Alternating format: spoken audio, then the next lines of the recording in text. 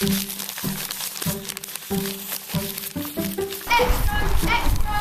about it.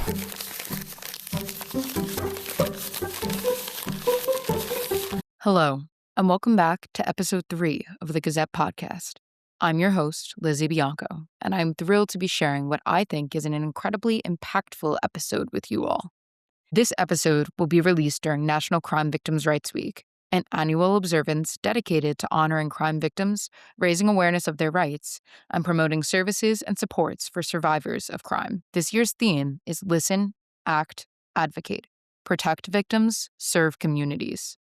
For those who may not be aware, RCDA has a robust victim services unit full of dedicated professionals who strive to enact the mission of listening, acting, and advocating for victims of crime, not only during National Crime Victims' Rights Week, but each and every day.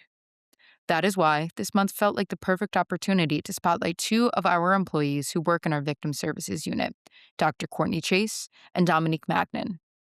In addition to Dominique and Courtney's interview, and of course, DA McMahon's segment in the Courtroom Corner, we were honored to speak to Mrs. Ann Edkins, a truly remarkable woman who, along with her husband Charles Edkins, has played an indispensable role in RCDA's annual Candlelight Victims Vigil for many years. Now, let's get on with the show. I'm joined here today by 2 of my colleagues who work in our victim services unit here, Dominique Magnan and Courtney Chase. Ladies, how are you doing today? Great. Doing well, thanks. Happy to be here with you. As we've already established, you work in our victim services unit. What exactly are your roles here at RCDA? I'm currently the Deputy Director of the Victim Services Unit. I help to assign cases as well as support our advocates, provide supervision, and additionally, I take on a small caseload of high-risk cases.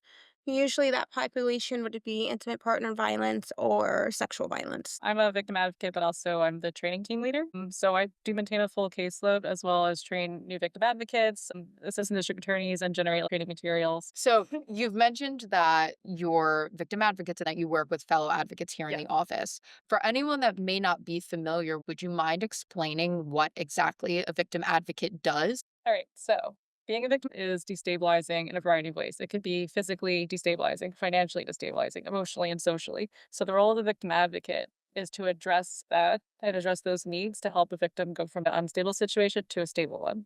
We also guide them through the criminal justice process, and we help victims through support and referrals and just using our connections to community partners to help them out so things over. Do you need to have a particular educational background in order to be an advocate? No, for the purposes of RCDA, we do look for someone that has a 4-year degree, but our advocates, their degrees range from criminal justice to some type of human or social services background.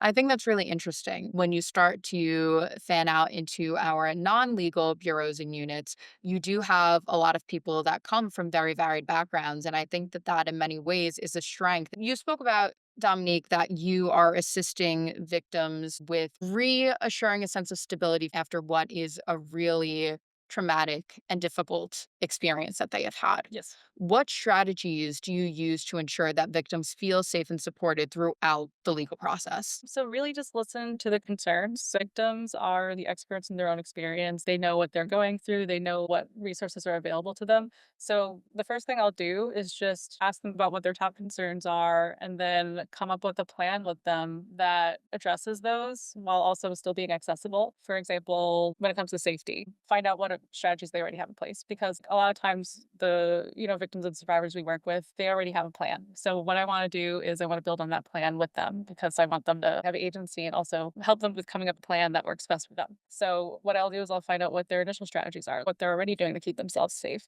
and then we'll provide referrals or get other resources to enhance that plan. Or let's say they have a goal, short-term goal to stay safe and a long-term goal to stay safe. If they don't have a short-term goal, then I'll help brainstorm with them. If they have a long-term goal that might be difficult for them to achieve, then I'll try and find resources that could help them achieve that, whether it be looking for grants or connecting them to the right agencies to help them with getting that long-term safety plan to work. We've already acknowledged that these are people that are experiencing an incredibly difficult moment in their lives. How do you handle having difficult conversations? Because I'm sure they do arise in the work that you do.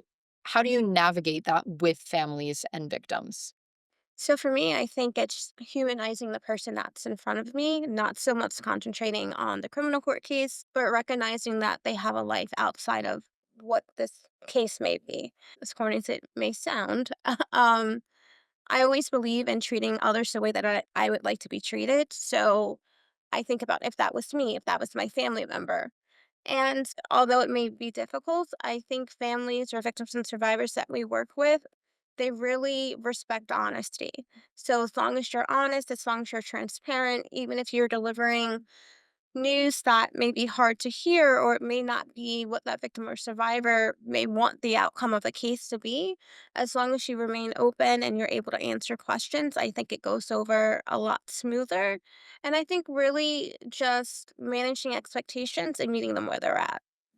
Yeah, someone who's been in the field for a while, it's nice to see a shift towards more trauma-focused services. I think it's super important for service providers, law enforcement, and DA's offices to be more trauma informed. I'm going to interrupt you Yes. just for a second. Do you mind explaining Yeah. what trauma informed means? Sure. So it's really just acknowledging what being a victim of crime could do to a person, like what trauma could do to a person. Being a victim of crime or going through something traumatic could affect all aspects of someone's life, and just trying to keep that in mind. So, an example of more trauma informed practice is minimizing the amount of times a victim of crime or survivor of crime has to talk about their experience, Okay. because that's inherently re traumatizing. So, for example, when it comes to special victims, there are special victims detectives that could speak directly to the victim. So, instead of having them talk to a patrol officer and then a sergeant and then speak with a detective, they could try and streamline that process by having them speak directly to a special victims detective. It's important not to just use like, trauma informed as a buzzword. So, like Dom is saying, it's like really implementing that into your work, not just saying that you're doing that if you're Yes. not doing that. Mm. And in addition, I think some people have to move away from looking at what a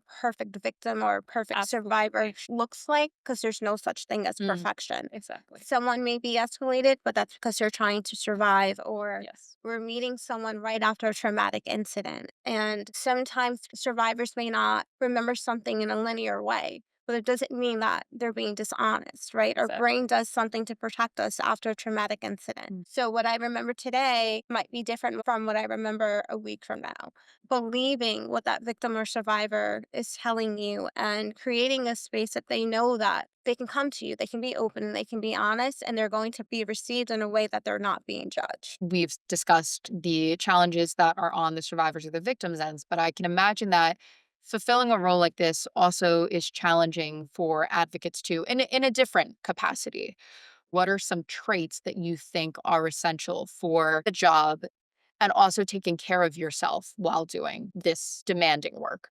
I think it's very important to remain open minded, non judgmental, realizing that if you're working with a victim and survivor, if they become escalated, we're human, yes, but try your best not to take that personal. Especially working in a unit like ours, it's really important to be a team player. We're always helping each other out and supporting one another. And sometimes we see the worst of the worst. So when we talk about taking care of ourselves, it's not just about self care, it's also about community care. And it's also recognizing when you need to take a breath and not being scared or nervous to say, this case hit me a little harder, or I need a moment, or leaning on your supervisors or your fellow advocates. So I think a mixture of all of that is what makes a strong advocate. Specifically, why we wanted to feature you on the podcast this month, April 19th to the 25th, is recognized as National Crime Victims' Rights Week. Courtney, you also mentioned that you do a lot of casework with victims and survivors, particularly of sexual violence. And in April, we also recognize that it's Sexual Violence Awareness Month. Why do you think that these formal moments of recognition are important? And what value do you think that they have for you as advocates and then also the victims and survivors of crime? This is all for the victims, right?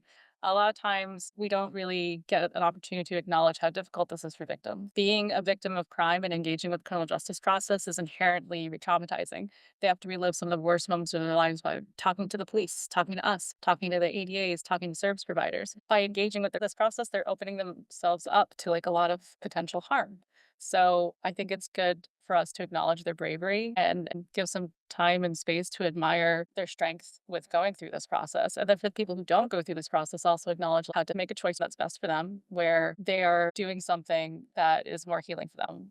At least that's my opinion about that. And I also think we spend a lot of time acknowledging harm that the criminal justice system could have for people on the other side of the law, right? People who are accused of crimes, but a lot of times we don't really acknowledge how devastating it can be to be a victim of a crime. So that's why I think it's important to recognize these moments and also to give space to, honor victims of crime who have gone through something that they didn't choose to and have lost so much. Courtney hit on something really important. There is no perfect victim. As you've mentioned, this is Sexual Assault Awareness Month. When it comes to sexual assault cases, a lot of people have these misconceptions on what a proper sexual assault victim looks like. And I think it's important for us to talk about why there isn't a perfect victim. Not all survivors and victims respond the same way. One person might be crying when another person might be angry. That doesn't mean one person's response to it is more valid than another. It's just a normal human range of emotions that people experience. And I think when interviewing survivors and victims, whether it be law enforcement or district attorneys or even service providers, it's really important for them to understand that. And like Courtney mentioned, give space to lead those people. In addition to what Dom has stated, when we're highlighting certain victimizations, I think those that are experiencing that don't feel so alone. Sometimes it's even educational and they learn about different supports or people that they can reach out to. It's just a moment where they feel heard, they feel believed, they feel supported. So I think having different months or weeks is helpful in that way as well. I wholeheartedly agree with what both of you have said. And I think it's important to also acknowledge the significance of what you do in the office and outside of that. As some of our listeners may know, I'm a community liaison that works in the community partnership unit. But our unit is not the only one that does work to engage with Staten Islanders beyond the four walls here at our office. Would you like to talk about some of the work that you do in the community? I have had the opportunity to go into high schools and talk about teen dating violence. Saturday, I'll be speaking about trafficking. I've had the opportunity to sit on different panels, and it's really just enlightening the community about what these different topics are, how to get help, what it looks like, trying to remove some of that stigma and that victim blaming and really just being a liaison, as you said, between the community and our office and letting them know that there are people here that can connect them to different resources and services. So victim advocates in our office are also engaged with different task force meetings and different coalition meetings. It's really important for us to stay involved with those things because it gives us the opportunity to meet with community partners, law enforcement, and other agencies that all have one shared interest, which is helping victims of crime and survivors of crime. And it's really important for us to continue to go to these meetings because we get updated on what are some new issues that victims and survivors are experiencing. So, for example, across the board from every provider, we've been hearing the lack of accessibility to affordable and safe housing. Another thing that's important about going to these meetings is we also get updates on what are new laws that are being passed that could affect survivors? What are different initiatives that are being introduced into the state and local government that could help our survivors, or different resources that could be implemented? And also what new laws could possibly be passed. In addition to what Dom has said, we attend various trainings, various coalitions, and community meetings. And by us staying informed, that only makes us stronger advocates. Yes. To be honest, there are sometimes we know about new laws and new initiatives before attorneys or others do. So then we're able to better support or point our victims and survivors into the right direction to get the help that they need. Really is a case in point example of knowledge being power, right? Yes. The more informed you are, the better equipped you are to be of service to other people. And since we want all Staten Islanders to wield the power of knowledge, I'm going to turn things over to RCDA's Director of Neighborhood Initiatives, Lisa Thompson, to see what our prosecutors have been up to as of late. Welcome back to the Courtroom Corner. This month's headline: multiple convictions secured at trial following a botched robbery that turned deadly.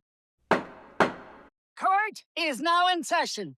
On July 8th, 2023, Hussein Adam, a 25-year-old resident of Pennsylvania, along with co-defendant Timothy Convery, attempted to rob a deli in Manor Heights using an illegal loaded firearm. During the incident, Adam's actions led to the death of Basim Khatib, a 35-year-old Staten Island resident, hardworking small business owner, a husband, and a father of two, who was simply at work running his deli that day.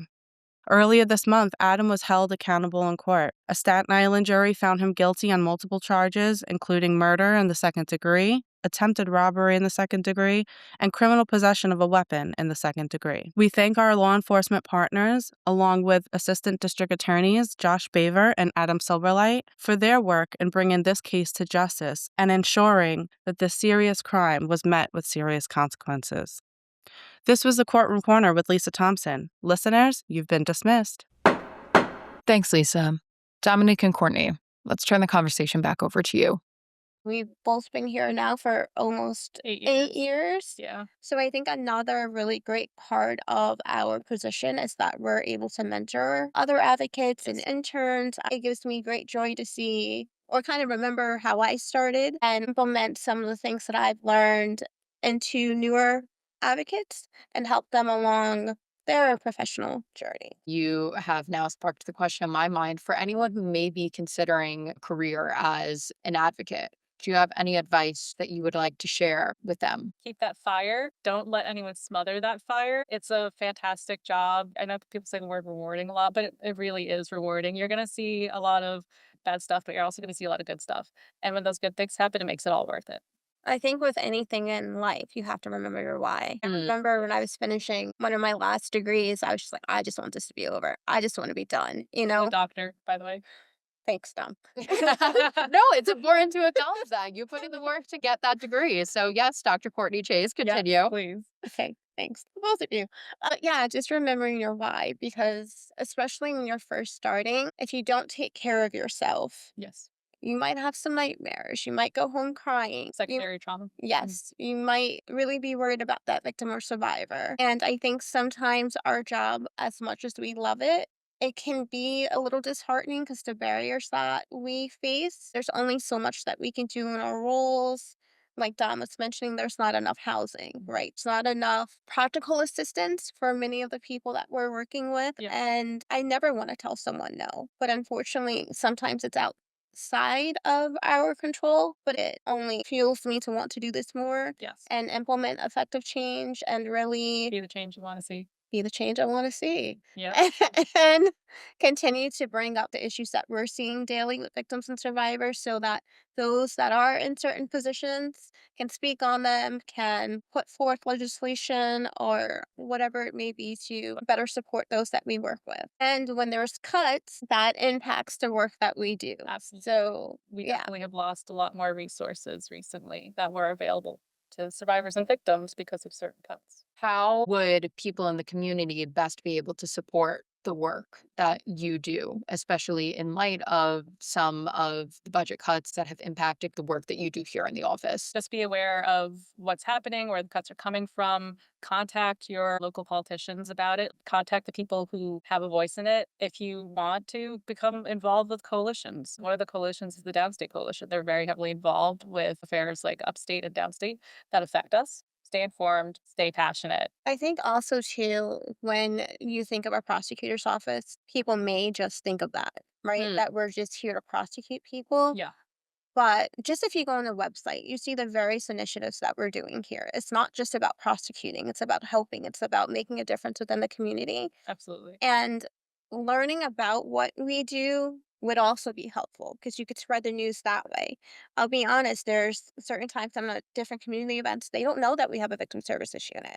They don't know that they're going to have someone that is going to be with them from day one to even after the case is closed. Just getting the word out there and knowing that there are people that really just want the best for those that we're interacting with. You know, this is my community. I was raised in Staten Island. It means a lot to me that people are being cared for. And with your help, like we can only improve what we're doing in our office. Be a victim advocate. Advocate. Support victims. Don't blame victims. Victim blaming statistically increases the likelihood of someone developing post-traumatic stress disorder, depression, and anxiety related to the crime. And that's why it's really important to believe victims, treat them fairly, and don't make assumptions about them just because they don't fit a certain stereotype. I just want everyone to know that if they are a victim or a survivor of a crime, there are people here that want to support you. There are people here that are going to believe you and allow you the space to speak your truth. It can be scary. The unknown is always scary, but we're not here to pressure you to do anything that you do not feel comfortable doing. Although we cannot understand your experience, we can certainly empathize with you. We can't ensure your safety, but we can create a brave space for you and walk alongside you as you are going through this journey. Well, this has certainly been an enlightening conversation for me. And I hope that there are some listeners out there that have learned information that they didn't know beforehand and that might help them in some capacity. So I thank you both tremendously for taking time out of your days to sit with us. And again, for the work that you do here in the office. Thank you. As noted during our interview with Courtney and Dominique, this week is National Crime Victims' Rights Week. And here at the Richmond County District Attorney's Office, each year we host several different events to commemorate National Crime Victims' Rights Week. One of our largest events is our Candlelight Victims Vigil. I'm joined here by District Attorney Michael McMahon, who I am now going to turn the microphone over to speak a little bit about National Crime Victims' Rights Week and particularly the Victims Vigil. Mr. DA? Thank you so much, Elizabeth, and thank you for focusing on this very important week, which really, Crime Victims' Rights Week goes to the essence of what it is we do here every day at the Staten Island District Attorney's Office. My victim advocates, prosecutors, staff that support them, every day they're helping and supporting victims, and we like to give them the opportunity to come together as a group once a year to see each other, to get strength from each other, to hear each other's stories, and to know that there is hope and that whatever terrible thing has befallen them or their loved ones, we will do our best to help get them through it. And we will make sure that we do everything we can throughout the year that crimes are not committed. And when they are, we will certainly hold those who commit those crimes accountable. So the vigil is really the culmination of the week's work. We started with the dedication of our Victims of Crime Memorial Garden, where we were joined by the family of Janita Jordan. And then on Tuesday, we joined together with the family of Adriana Silnatage. Now, Miss Jordan, who I mentioned, was brutally kidnapped and killed, and her family came together with us. And then Miss Silnatage was killed about 3 years ago in a terrible car crash where the driver was convicted for drunk driving, reckless driving, and is serving a 15-year sentence. This afternoon, we had Betty the dog. The German Shepherd was here. Betty was rescued from someone who was abusing her by a police officer. He's since retired, but his family was here with Betty, who has had a wonderful home for 7 years. So we're focusing on the animal victims as well as the human victims. And it all comes together Thursday night, our Victims Vigil, and we'll hear from some victims. We'll join together, we'll light candles, and we'll focus on giving the victims of crime what they deserve, the strength and support from our office, and make sure that justice is done in their loved ones' cases. This will be the second vigil that I've attended now, and it's cathartic for not only the victims and their families, but also for our staff here. I remember last year during the vigil, Tim Kohler, who is a former chief assistant district attorney, said that the vigil is like oxygen for our ADAs and our staff here. And it's something I'll never forget because I think that it was incredibly poignant and incredibly apt for the evening. No, you're right. It was well said. As prosecutors, we can't forget why every day we're working hard, long hours. These are brilliant lawyers making more money elsewhere, but they're doing it for a reason, keep the community safe, to get justice for the victims of crime. And this vigil really brings that home. I could not agree more. Thank you very much for your time, as always, Mr. DA. Thank you, Elizabeth. I'm joining you from what is a very special segment here on the Gazette because this is the first time we're recording outside of the studio, if you will. We're moments away from beginning our annual Victims Vigil as part of National Crime Victims' Rights Week. I have the honor of being joined by two very special guests who have supported this event for many years. I'm now going to turn the microphone over to them to allow them to introduce themselves and speak a bit about this event. Good evening. My name is Ann Edkins, and my husband, Charles Edkins Sr, is here too. Our relationship to the DA's office began 20 years ago, January 10, 2006, when our 18-year-old daughter, Mariana Edkins, was killed by a drunk and drugged young man driving a motor vehicle in Rossville. Our son, Charles Jr., since Mariana passed, he had developed a drug addiction, and he succumbed to acute fentanyl poisoning on November 5th, 2021. And just recently, our daughter, Dolores, she had a very hard time processing her sister's death. And for the past 20 years, Dolores has been suffering. And she actually did take her life this past August 9th, 2025. The meaning of the vigil to us, it's a time to come together with the Staten Island community as it grieves for and remembers victims of crimes who have been killed or are surviving with the effects of the crime. To us, it's a wonderfully consoling event. Victims of terrible crimes with terrible lifelong consequences get to be recognized with sympathy and compassion by the district attorney's office who prosecutes the crimes. Usually, it's just the legal procedures that the district attorney is involved with, but this gathering shows the hearts of the district attorney's office. From this, I have come to realize that prosecuting the criminals is not a 9-to-5 job, but a calling taken on by humans who care deeply about the people of Staten Island. This year's theme of the National Crime Victims' Rights Candlelight Vigil, Listen, Act, and Advocate, is truly the motto of Richmond County District Attorney Michael E. McMahon's office, Safe Horizon, and the William L. Murphy NYC Family Justice Center. We're so pleased to support this worthwhile event, which brings so much consolation and help to us as surviving victims.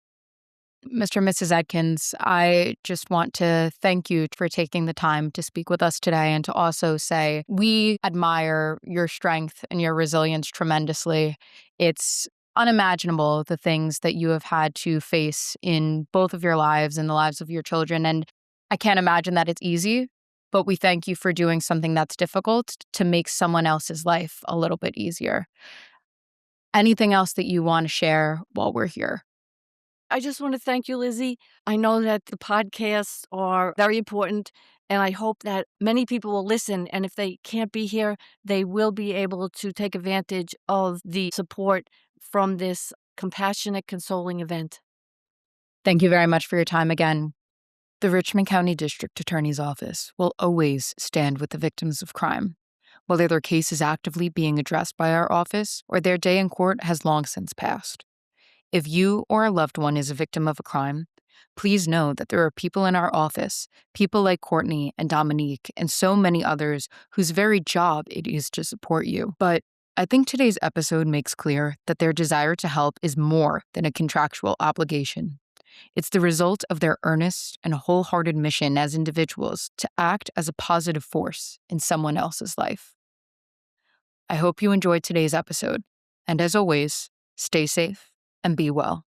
Until next time.